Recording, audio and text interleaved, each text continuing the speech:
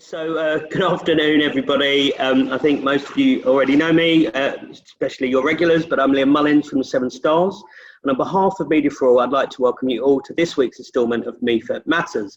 Now, Media for All was set up in 2018 by Patel, and he felt back then, we needed to do better at recruiting people. Here comes Dino, recruiting people into the industry and retaining people from Black, Asian and minority ethnic communities. And that was our mission back then, and that remains our mission today. The other thing to add, and a real focus of MEFA, is how can we provide mentoring and support to help people of colour really rise in advertising. Now, we really believe that in order to drive that change and keep the momentum going, that we need to have a platform discussion and conversation, a place where people can ask really awkward or uncomfortable questions and not have the fear of nervousness or being embarrassed. We don't always know the right thing to say, and that's why the Me for Matters webinar was born.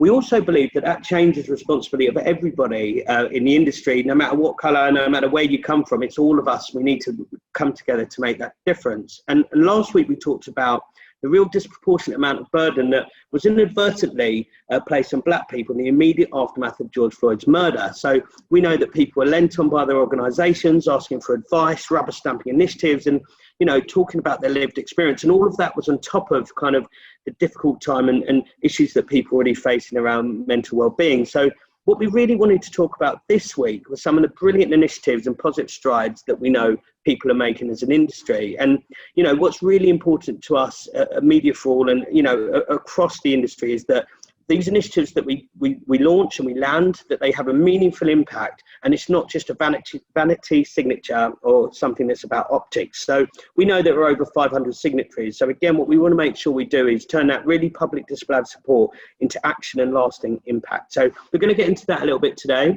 I'm at our sister agency, Bountiful Cows, today, and they assured me their Wi-Fi was great, but looking at my picture, I look more like a cartoon character than I normally do, so I should probably apologise for that in advance.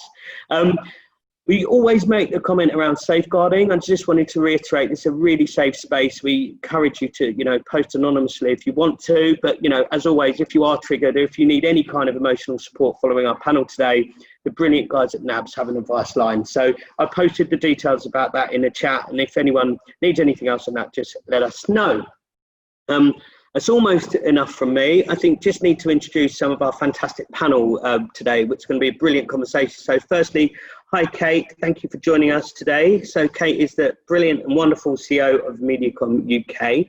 And as we always do each week, we have some awesome Media role model joining us as well. So we also have MediaCom's MD, Satin, Reid. We have Sara, who's the Director of Fundraising from NABS. Hey Sara. NABS also have a speed mentoring event this Thursday, so have a look at the NABS website. Again, so much support for NABS today, Sarah, but have a look at their website if you want more information on that. And finally, we have the very handsome but very late Dino Myers-Lamptey, who's the founder of what I'm going to call Hot Shop, the Barber Shop. So thanks everyone for joining today. If you have questions as we're going through, please pop them in the Q&A below, and what we'll do as we go through, we'll endeavour to answer them. It's always brilliant to see people asking questions that they're not sure about how they might ask in different forums, so please take advantage of that. Let's ask Kate some questions about what she's doing over in MediaCom and Satin, and let's make this a really useful 30 minutes. I think Dino has a hard stop, but hopefully the rest of the guys can stay on for maybe 5-10 minutes and answer all the questions that come through. So let's get going. Enough from me. We always start with our guests first. So, Kate, I'm going to start with you. Thanks again for joining us today. And we know MediaCom signed the Adland Commits open letter, so brilliant, and thank you so much. What would be really helpful and useful to understand is what the actions that MediaCom have already taken off the back of that. And I guess, you're a leader of a massive organisation. What's your role in helping to facilitate that change and make those things happen? Okay, thanks Liam, and hi everybody. Thanks for having me today. I mean, I think we've accelerated quite a lot of the things that we were already looking at doing, and I think it's important to say, I mean, I've been CEO since September last year, but I think MediaCom has been on a diversity and inclusion agenda, over many, many years, and we've made, I think, very good progress in lots of areas, but there are some areas where we need to be much, much better. And so one of the big challenges that we have from a diversity and inclusion perspective at MediaCom currently is Black, Asian, minority ethnic people at senior levels, at scale in the business. And I think that's a very big strategic priority for us. So it was something that struck me when I joined as CEO last year. You know, we've actually done a really good job at intake. So Black, Asian, minority ethnic people at intake in MediaCom is about 35%. So it's actually very good. It's almost in line with the London average and much better than the UK average. But for whatever reason, we're not seeing the progression through the company. So that's been a big strategic priority. And I think, well, just some of the things we've done. We've been very, very clear about our vision and goals. So our vision is to be the most diverse and inclusive representative agency in the UK. And I think as the biggest agency in the UK, you know, we absolutely have to be that. So we've been very clear about that vision. We've been very vocal about that vision, both internally and externally. And I think one of the key actions that we took very, very quickly after communicating that very clear vision was to set targets at not just at a company level, because I think corporate level targets, I think, have been there for a while, but we set targets, diversity targets at a team level, right? So every team leader is KPI'd to improve diversity in their team, okay? And I think there's lots of debate, I know, about targets, but I think we took the decision that really, unless you had a target, you wouldn't accelerate the change quickly enough. Yeah. Whilst there is a target, and actually we're being quite nuanced about how we're doing this because every team is made up differently. So we're being quite nuanced about how we set those targets. And from my view, and I've been really clear about this, any progress is good. So we're not going to go from 0 to 40% in a year, right? So it's about a 3-year program, but we need to see progress. Yeah, yeah. Progress is good. Any progress is good. So I think that's the first big thing that we've done, and we're in the process of setting all of those targets now at team level. And that's for all diversity, right? So it's not just Black, Asian, minority ethnic, but that is where we have a particular issue at a senior level. So targets is one thing. And I mean, the other thing actually, and I have to talk about this because I've actually just done the training. One of the things that we do quite a lot of surveying of our people. We have a WPP belonging survey, so we have quite good data around how our people feel and how engaged in the company that they feel. And something that we are aware of, which I think, you know, is just in society in general and in any business, is the issue of microaggressions. And, you know, I think from my perspective, you know, and shame on me really, but I wasn't really even aware of this term until a few years ago. So I was aware that microaggressions happened, I just didn't know the label. And I think once you know about the fact that microaggressions happen, the question then is, well, what do you do about it? Because I think it's not enough just to acknowledge it. You actually have to say, well, it's not acceptable. It's not going to allow us to be the most inclusive agency in the UK, which is what we want to be. So how do we address and tackle that head on? So we have spent about 6 months actually. So this is something that we kicked off at the end of last year. We spent a lot of time, because obviously we have a lot of ERGs, so employee resource groups across the business. We have about 8 ERGs, and we work with them to understand what the specific microaggressions were that they'd experienced and that people in the business had experienced. And we basically shone a light on those comments. And it was a very kind of emotional, a very traumatic journey for many people involved in this project. But it culminated in, we made a film, which was all about raising awareness of microaggressions and acknowledging that they happen, but importantly, launching an allyship program, which is all about calling it out and just not tolerating microaggressions in our culture. Okay, so this is massive. And we did a town hall on this 2 weeks ago where we launched the initiative. We played the film, hard hitting. I think it was, you know, it's very powerful. And we launched microaggressions training and allyship training on the back of this, which is mandatory for everybody in our organisation. So I just did the training, the microaggressions training. It's an hour and a half with a guy called Bilal Khan, who you may know. And he does this session, which is, there were about 150 people on this session that I did today. It's all via Teams. And we talked about people's lived experience and the fact that we as a company won't tolerate this anymore, and that we will call it out and that we will be allies. And I think what was really interesting was that so many people on the call were having, I could just tell, we're just having these moments of what, this happens, and people were penny drop moments. Yeah, and they were recognizing their privilege.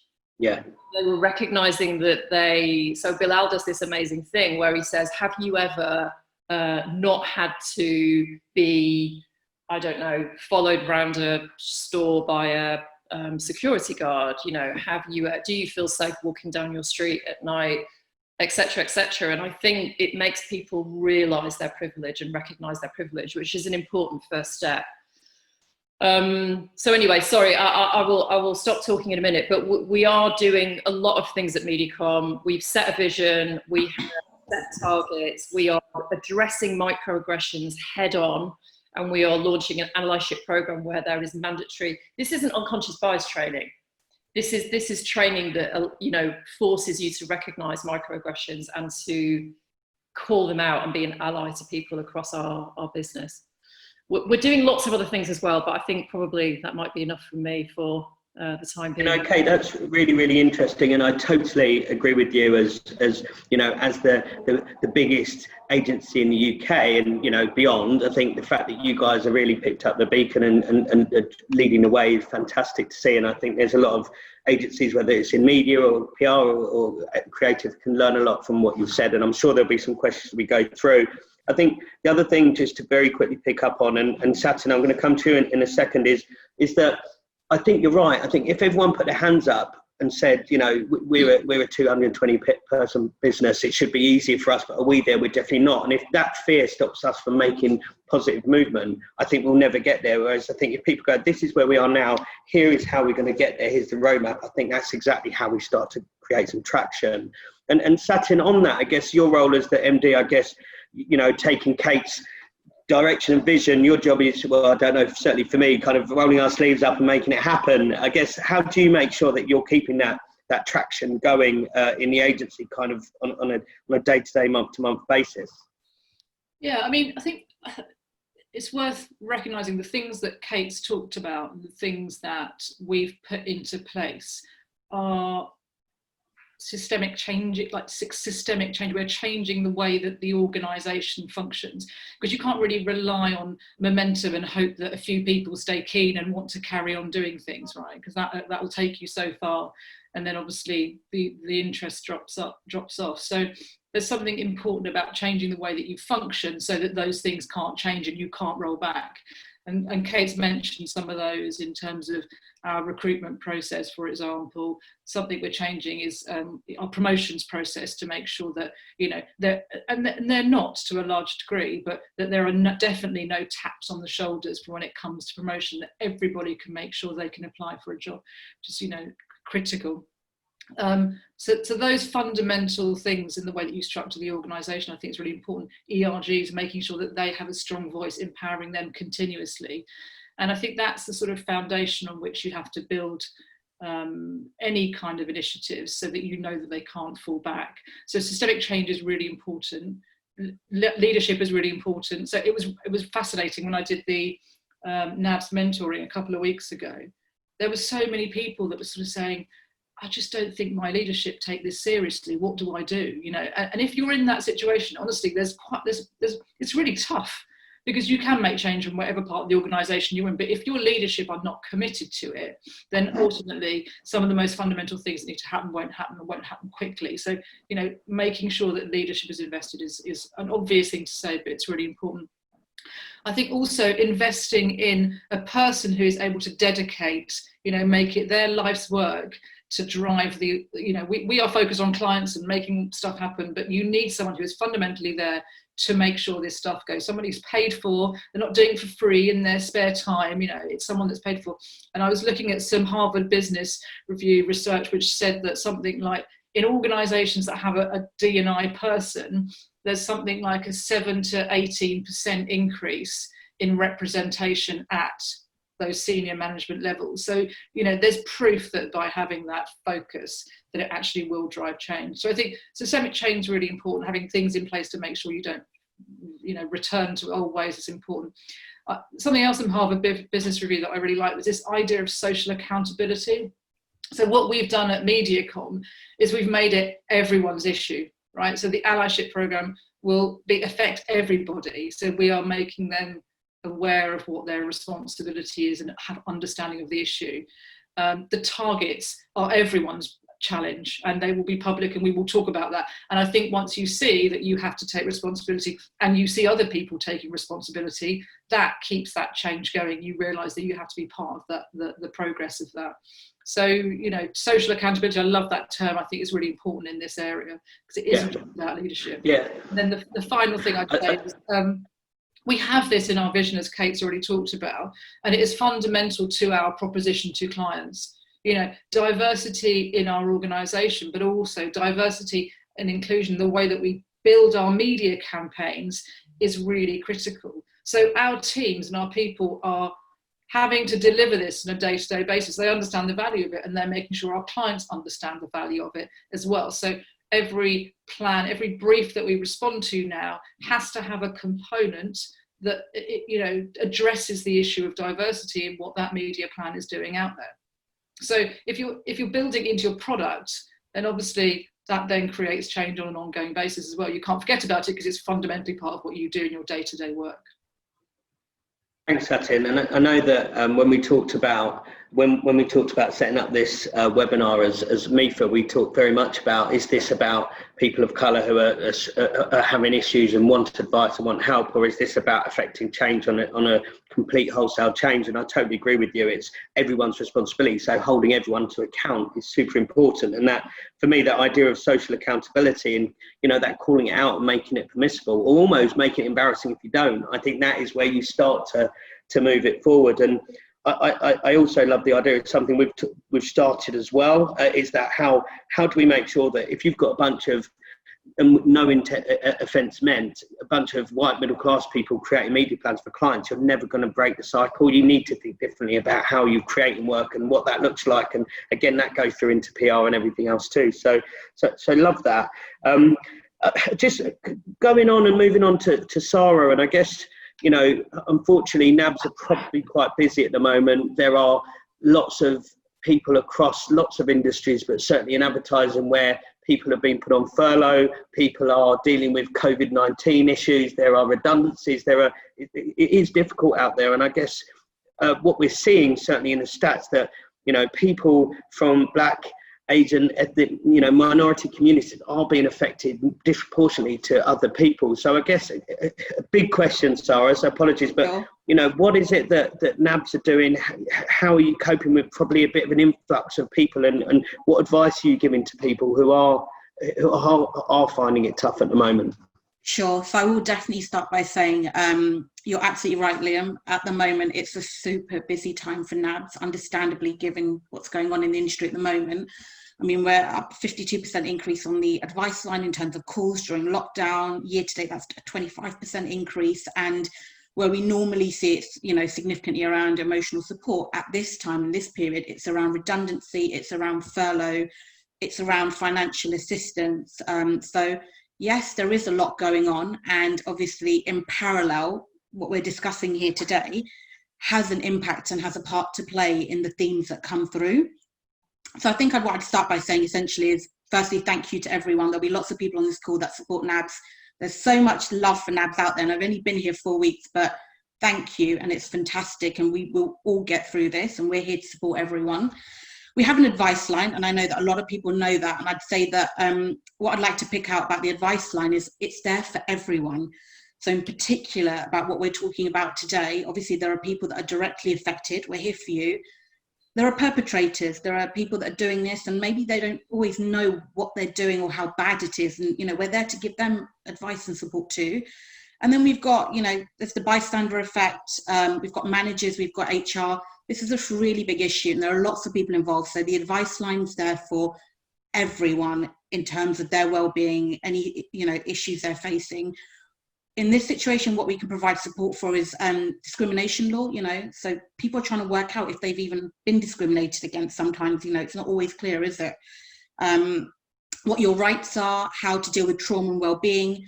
We've obviously got mentoring and coaching, like Satin mentioned, and then we've got masterclasses on things like resilience and confidence. So we have a lot of different things that feed into this, but the particular things that I'd point out would be brain speed mentoring, which Satin was on a couple of weeks ago, which is fantastic. And that's an opportunity to bring people together and let them openly ask questions to experienced people in our industry and how to deal with these types of situations and how to progress their career through adversity.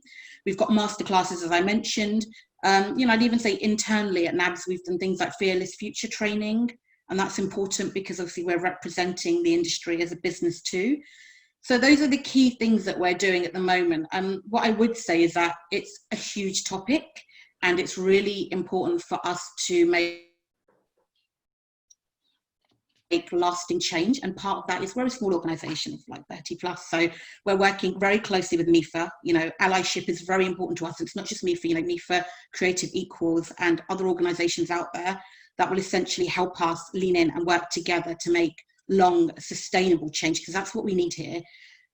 Another thing I would kind of say is that the experience of NABS on Time 2, which was the sexual harassment initiative that they delivered, NABS has the experience of obviously trying to drive this change for the industry, and it's not a short process. Similar to what Kate said, you know, we're looking at a potential 3-year outlook to start seeing some real impactful change, which means that there's going to be policies, there's going to be codes of conduct that need to be delivered, there's going to be campaigns that we all need to work on, and the best way we feel that we can do it is by working with different allies to get this right. And I would definitely pick up on the point that yes, at the moment we're seeing a lot more redundancy, furlough and financial assistance, but I also think that after the next couple of months, when furlough finishes in October, when businesses have made some of the big decisions that they're making, it's going to be interesting to see what those leadership stats are on BAME, and if they've moved, you know, if they've moved ahead, if they've moved forward. You know, I think we all know what we're expecting, but there's always a part of you that's hoping that's not going to be the case and it's not going to be reflective. But yeah, I mean, NABS it's here for everyone. There's lots of different things we're doing, even in NABS talks. What we're going to do is we're already doing a lot of work around this, obviously, we're supporting people, we always have done, but I think what we'll move to is theming things up a bit more around particular issues. So we can do a particular, for example, anti-racism one for a NABS talk. There may be things that we build into the masterclasses. We're definitely going to push ahead with the BAME speed mentoring. And like I said, there's a lot of work that needs to be done, but we are here to support everyone to do it. Brilliant. Thank you, Sara. And you know, I know on behalf of the industry, you guys do some fantastic stuff. So we're really appreciative, and it's a shame that, you know, at the moment there is such a demand, and you know, I'm kind of nervous about what's to come in terms of, I know a lot of organisations have still got decisions to make, and furlough ending, it's going to be difficult. So I think you're right. We need to make sure that that's being done through a lens of anti-racism. And you know, you talk about change and some of the things you've got in place. Having worked with Dino for 5 years plus, Dino, I know you're a bit of a change agent, my friend, and in terms of making things happen, observationally, what have you seen that's, you know, you've been like, wow, that's great, and how have they got that done? Have they done that so quickly? And what can you do about organisations who are maybe falling behind, or you're not seeing so much traction? How can we drive that? Yeah, great question, Liam. I mean, I think the first thing to say is that this webinar has been great because, you know, thank you for Kate and Satin and Sara for being so open about what's happening in their organisations. Because I think that you know, all the answers are there. You know, everything that's been said just now, those are the answers in terms of the things that you have to do, in terms of you really have to prioritise it with senior leadership. You know, you have to come out, speak out, take a stand. You have to be very transparent with your figures and commit to it, in terms of, you know, not just numbers at the entry level, but importantly, numbers at the leadership level. And I think that half the time, the problem has been the focus in the wrong areas. You know, people have been addressing the problem about thinking about, oh, it's about, you know, the people coming in are not qualified enough. So we need to think about apprenticeships and things like that. We need to think about all those things, but there are more than enough overly qualified people that are just not coming into the industry. But most importantly, they're not being retained within the industry. They're not staying and they're not progressing. And I think the first thing, the really big insight that I'd like to bring to this is, firstly, is that, you know, no one ever gets to a position of leadership without someone opening the door and helping them get there. You know, taking personal responsibility to champion someone to that position. And unless, like Liam, you and I will both know, unless you've got that person that gives you that opportunity, you never actually get there. And what I think has been really nice about what's been happening recently, that some companies are demonstrating, you know, which has been demonstrated here, is this openness to what's actually working and what they're planning to do. Because if you're like me and you know, you see, you know, diversity as a competitive advantage. You see having different thinkers, having different kind of challenges around the table has been an actual competitive advantage. And this is almost like opening up and giving your secret sauce out and going, right, well, this is what we're doing. And in an industry that's all about people and differences, you know, people are finally realizing that actually, yes, it is about people, not just, you know, your tools and your processes and whatever else. You know, actually it's about people, retaining the best people and actually pushing them and encouraging them to be included so they can give their full, you know, their full value to the company. And I think that the real thing that I think is really important is being very open and public about what your targets are in terms of at the highest level. And some of those targets can be changed instantly. You know, if you need a diverse kind of leadership team, non-execs, you know, get different input, you know, change it very quickly and then start to work within the much more complicated kind of cultural issues within your organization. A lot of the things, the ideas that have been suggested are those kind of issues that change an organization and make it lasting over time. And the other thing I would say is that, you know, which is a lot of conversations I've been having with brands, is about making sure that, you know, people are in your purpose and your values. So no matter what happens, you know, if you leave the company or whatever else, there's something that's, you know, in your DNA that means that you operate in a certain way that really prioritizes people and humanity and respects, you know, what they bring to the table. Thanks, Dino. So a quick thought for you then. So I agree that I see lots of good stuff happening, and also, you know, Kate's, it's a remarkable comment, Kate, you know, your intake that is non-white at the lower levels, at the more junior levels. What one thing do you think businesses could do to make that senior hire, make you know, because the argument you'll get is you've got to wait for those people to come through, but I don't think we've got that kind of time. So how do we just accelerate in there, would you say? No, I mean, non-exec boards, I mean, that's what I said in terms of, you know, you can definitely, I think the problem is that most people don't like the idea of accelerating because they look around and they say, oh, hang on a minute, it's 1 in 1 out at the top here, which it never has to be. It never has to be like that. It has to, you know, you can always increase the size of your board. You can benefit from getting, you know, experience from a different industry. But, you know, but that is to say that there, you know, that is almost saying that there isn't the experience within the industry. I think there is the experience within the industry. You know, one of the things that, you know, occurred to me is that the regularity of me getting asked by, you know, headhunters or recruiters to recommend someone for a certain position. The fact is I've never really been asked by someone to recommend, up until very recently, someone of a certain background or a diverse person for that same position. So I think that in terms of, it's got to become a bit more of a request from, you know, that you're asking recruiters to try harder to look for those kind of people, those different kind of people. You've got to say, look, we've got a board that is all like this. You know, they're all coming from the same background. We want people from different places, different experiences, different ethnicities. And I think that the other really important thing, I think, which, you know, I admire everything that, you know, MediaCom are doing from a leadership perspective in the industry. But I think there's another level that I think that goes from internal to external, where we need to get clients on the same agenda, the same page. And we need to have this kind of whole circle of accountability where clients are demanding that their agencies are living up to these high standards, and clients are selecting agencies based upon them achieving these goals that are very necessary. But also clients need to get their own houses in order as well, because let's face it, you know, marketing, CMOs, you know, they are all a certain type at the moment, and that's not reflective either. No, agreed. And Dino, I like what you said, and we'll send it round when this webinar is completed. But Dino set up a bit of a speakers. What's it called? Diverse Speakers, Dino.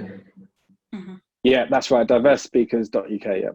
And which is, you know, if you're someone who's from a non-white background or from a diverse background, it doesn't actually matter, I believe, if I've got that right. It's a really easy way to register your details or register someone you know. And then what that happens is when someone wants to do a panel or someone's got something, you know, people want to do a round table, there's already a group of people that kind of Dino's not aggregated is the wrong word, but got a collection of people there. So definitely look into that, and I'll send around the details on that. But that recommendation and having allies, I think, is really important. So if you're asked, can you do this talk, and you can't, well, make sure you recommend someone, not just the next person, but, you know, someone who is from a slightly different background. I think that's a really good thought as well, Dino. We've had some questions coming through. Go on, Dino. I've got about a minute left. I've just got. You want to use that minute? Go for it. Yeah. Sorry. No. Sorry. I just wanted to make sure that you know before I exit without saying goodbye. I see. All right. Well, thank you for your time, Dino. I know you had some tech issues getting on. I appreciate it, mate, and I'll see you soon. Kate or Satin, just had a couple of questions coming through, and I think, you know, one of them is definitely in line with some of the thinking and work that you mentioned there, which is, you know, what you guys are both obviously passionate, super committed, and, you know, really publicly so as well, which, as Dino says, we all applaud. What happens if you're out there and you're working for an organisation, you know, where you're not getting that thought and leadership isn't committed to change? What do you think people can do to get it on the agenda? And if it's not, it's a bit of a problem, but I'm sure that still happens out there. And I guess linked to that is, it ties into a bit about what we talked about last week. Is it really that, you know, that person of colour's responsibility to go and bother or go and, you know, put their head above the parapet and ask their leaders to do it? Whose responsibility is it to make that a thing? I don't know which of you wants to start off that answer, really. Go on, you go, Kate. Okay. There's a couple of thoughts. I mean, I can't underestimate the power of the ERG. So I think, and actually the microaggressions project was a classic example of just listening to people's lived experience in our organisation and acting on that. Now, you know, but this is in an organisation who takes diversity and inclusion very, very seriously already. So I don't know, how do you establish an ERG network in a business that isn't taking diversity seriously? That's tough, but I think you've got to try and assemble employee resource groups to give yourself a voice in an organisation, and I can't really see how else, you know, what could be a more powerful way of doing that, because I think that's a collective kind of power that you have as groups of people in an organisation. So I think organising yourselves to have more clout with a senior leadership team, I think is really critical. And ERGs for us are so important. And actually one of the things that we're also doing is giving our ERGs time with the ExCo. So with me and Satin and the rest of our leadership team, so they actually have a voice, a proper voice that we act on. I mean, the other thing I would say is talk the language of a CEO, right? So you know, there is so much evidence to prove that diverse teams are better for business, better for profit, and that's the language that CEOs talk. So try and talk that language as much as you possibly can. And that's actually the approach that we've taken with the inclusive planning product that Satin's talking about. You know, we don't go to clients and say, you must do diverse targeting in your plans. We say, you're missing out on fair share of business because you are not targeting these audiences. So I think talk the language of a CEO, and just the ERGs are so powerful. Yeah. I mean, I think you're right. And I think whether you call them ERGs or leadership teams or projects, I think you're right. It's that is how you get a group of people together that you can't ignore. And actually, you wouldn't want to ignore, because you're right, it can create change and really powerful if you empower people. So, no, totally agree with that. Satin, have you got anything to add on that from your perspective? No, I mean, obviously, you know, everything Kate said is what we're doing, and makes, you know, the difference. The ERGs make a difference. I think the one thing I just would say is that there's a balance between giving those people a voice, those teams a voice, and not giving everything for that part of the organisation to do. And I remember after Black Lives Matters, I mean, so many black people in the organisation were just exhausted, you know, just emotionally exhausted, but A, because of the situation, but B, because suddenly everyone was sort of turning around and going, right, what are we going to do about this? And as we said before, this is the responsibility of every person in that organisation. So led and driven and you know, inspired by what the ERG teams are saying, but it's everyone's responsibility. So it's just getting that balance right, I think. Yeah. Thanks, Satin. And I think, you know, from my perspective with our MIFA, Media for All hat on, I kind of sit there and go, you know, and it'd be good, Sara, to hear your perspective on this. I sit there and say, if you are in a smaller organisation, or maybe it's not a small organisation, maybe it's huge and they just don't care enough, you know, we've got over 50 brilliant mentors and people who are in senior positions or generally in positions across the industry that reach out to one of us, and we'll definitely help it. You know, if you're having problems getting this on the agenda, still reach out to one of us, and it doesn't have to have come from you. I'm giving myself another to-do list here, but who cares? We will help you affect that change within your organisation. I've said it for years, if you're not happy where you are, get out. It's not easy enough. You can't really say that anymore. It's a tough time out there. People are hanging on to their jobs. It doesn't mean that you should put up with shit. So if you are struggling, get in touch with one of our MIFA mentors and we will help you push through that barrier. Sorry, are you just seeing some of that in the NABS thing? Are you having people experiencing, my manager won't listen, no one cares about it? What advice are you giving? I think I'll tackle this with two hats on. So not just NABS, but also being a MIFA mentor and working with you guys and having a mentee. I think it's for everyone. I think everyone is hearing that, which is, we want change, you know, where some of us are struggling with leadership. How do we move it up on the agenda? We've obviously seen it come up loads on all the work that we're doing on MIFA. I think it's a really difficult thing. So just my background is agency as well. So I've come from Dentsu, which is like 4,000 strong, you know, so that is that big corporate organization. Now I'm in a much more smaller environment, which is a lot more agile, which is great. But I think when it comes to people asking for change, the most important thing that I can experience, even between the two differences of businesses that I've worked in, is the first thing you need to do is create a safe space.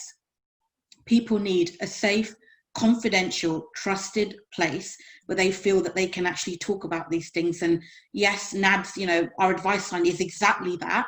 What I would say is, in order for this change to transpire into action, it's the agencies, it's the media owners, everyone needs to kind of have some policy around this. And coming from an agency background and, you know, diverse background myself and maybe encountering things, I can say that I wouldn't have felt comfortable internally raising anything like this.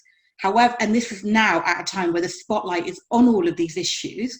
The real question is, do people still feel like their organizations are providing a confidential, safe space for them to bring these kind of things up? We can talk about it subjectively a lot more, and it's, you know, it's easier to talk about, it's more open, but the business can only change and will only, you know, take notice and make changes if people are able to talk about these things on a really personal level, not just at a group level or an organizational level, but if they've experienced this, what have they gone through?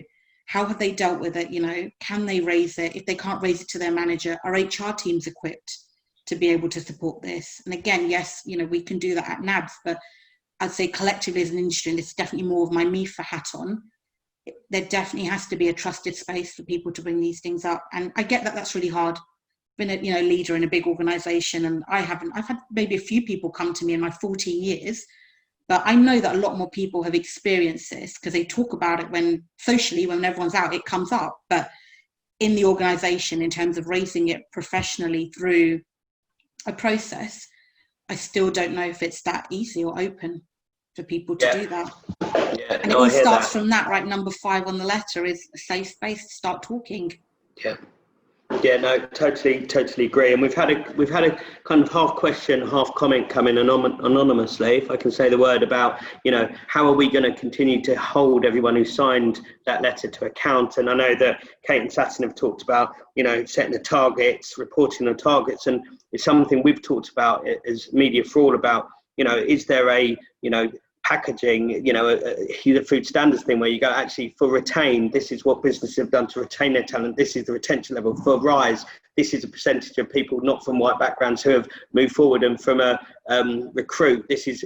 So we've talked about that a little bit. I know we've got a session coming up in a few weeks to get into a bit more background on that, because I'd love us to have a bit more of a, because like Kate and I were saying, you know, if everyone announced their numbers today, it would look terrible, and everyone is worried about that, and I get it, but we've got to start somewhere. And I think as long as people with authenticity are moving forward, I think we just need to think of a common way that we can measure and report on that. So I guess we're a little bit timed out, but we'll definitely come back to that specific question and forthcoming episodes. I keep calling them episodes, or forthcoming webinars. I just wanted to say thank you so much to Kate today for giving up some time, Kate, and thanks to fellow for role models, Satin and Sara. We won't thank Dino, he's obviously off to lunch somewhere. No, thanks to Dino too, absolutely brilliant. I appreciate him being part of it. That's it from us today. So I think just going to end by saying, if people want to get involved, or that point about you're banging your head up against a brick wall, or you personally would like some help and development, that's why we have these over 50 brilliant MIFA mentors. So get onto the website. You can, you don't have to have me. Have a look. There's a load of people there. Pick the person who, or get in touch and we can help matchmake you. And I know that's something that NABS are doing too.